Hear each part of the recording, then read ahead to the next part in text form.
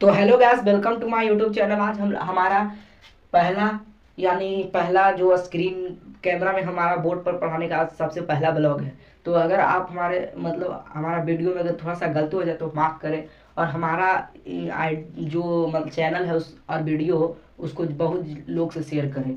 तो आज हम लोग पढ़ेंगे उत्तक। आज हम लोग क्या पढ़ेंगे? उत्तक टिश्यू के बारे में समझेंगे। आज पढ़ेंगे, समाज समझेंगे आज लोग कि उत्तक क्या है, उत्तक किस किस किन किन चीज़ों में होता है, किन जंतुओं में होता है, हमारे शरीर में होता है या नहीं होता है, पेड़ पौधे में होता है या उत्तक को नहीं होता है, ये हम लोग आज सब समझेंगे। तो कृपया एंड तक जरूर देखें। आज पढ़ेंगे हम लोग टिश्यू, उत्तक। उत्तक क्या है? उत्तक, सबसे पहले उत्तक से पहले हम लोग कोशिका पढ़ते हैं। कोशिका क्या है? जैसे हमारे शरीर की सबसे छोटी इकाई है कोशिका। हमारे शरीर की सबसे छोटी इकाई कोशिका, जिसको हम लोग सेल कहते हैं। कोशिका इतनी छोटी है, इतनी छोटी है कि हम नन्ही आंखों से अपनी कोशिका को नहीं देख सकते। इसको देखने के लिए सूक्ष्मदर्शी यानी माइक्रोस्कोप का जरूरत पड़ता है, सूक्ष्मदर्शी। तो आज हम लोग खाली समझाएंगे। अगर लिखवाना है तो अगला जो ब्लॉग आएगा दो में, उत्तक भाग 2 में, उसमें हम लिखवाएंगे। आज हम लोग उत्तक के बारे में और कोशिका के बारे में समझा दे रहे हैं, क्योंकि समझाने और लिखाने में बहुत अंतर है।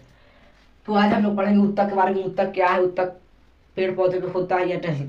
तो सबसे पहले उत्तक से सेल पढ़ेंगे। सेल क्या है? हमारे शरीर की सबसे छोटी इकाई सेल है, कोशिका। हमारे शरीर की सबसे छोटी इकाई, क्रियात्मक या रचनात्मक इकाई को कोशिका कहते हैं। कोशिका पेड़ पौधों में होता है, जंतु में भी होता है। पेड़ पौधों को पादप, पेड़ पौधों को पादप कोशिका या पादप उत्तक। और जो जीव जंतु हम लोग हैं उसको बोलते हैं जंतु कोशिका, पादप कोशिका और जंतु कोशिका। पादप में आ गया पेड़ पौधों के बारे में अध्ययन करना, जंतु के बारे में हो गया जीव जंतु के बारे में अध्ययन करना।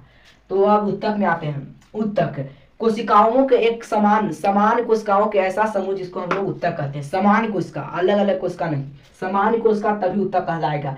अगर अलग अलग, पेड़ पौधा में अलग उत्तक है, जीव जंतु में अलग उत्तक है, लेकिन सब कंफ्यूज कर देता है कि उत्तक दोनों में है। दोनों में लेकिन अलग अलग उत्तक है। जीव जंतु में अलग उत्तक है, पेड़ पौधों में अलग उत्तक है।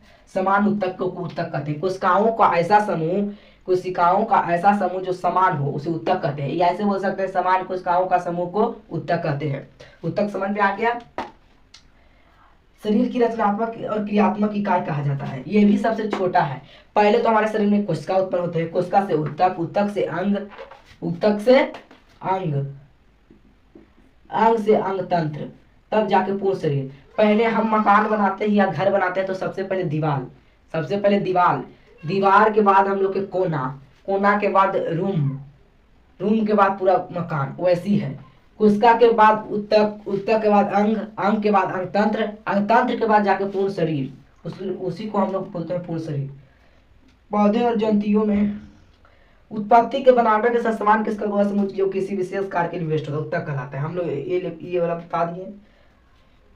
अब देखिए, उत्तक का खोज किसने किया, उत्तक का शब्द किसने दिया? 1802 ईस्वी में, 1800 कितना, 2 ईस्वी में मायर, मायर नामक साइंटिस्ट, जो वैज्ञानिक, वो उत्तक शब्द का नाम दिया। कौन शब्द का? उत्तक शब्द का। सबसे पहला मायर, मायर ऐसा साइंटिस्ट था जो 1771 से 18 बताओ, खाली एक शब्द ला। उत्तक शब्द के लिए ये ता यानी कि हो गया कितना, 80 9 2 11, 11 साल, 11 साल सिर्फ उत्तक शब्द के लिए इतना मेहनत किया मायर, खाली उत्तक शब्द के लिए।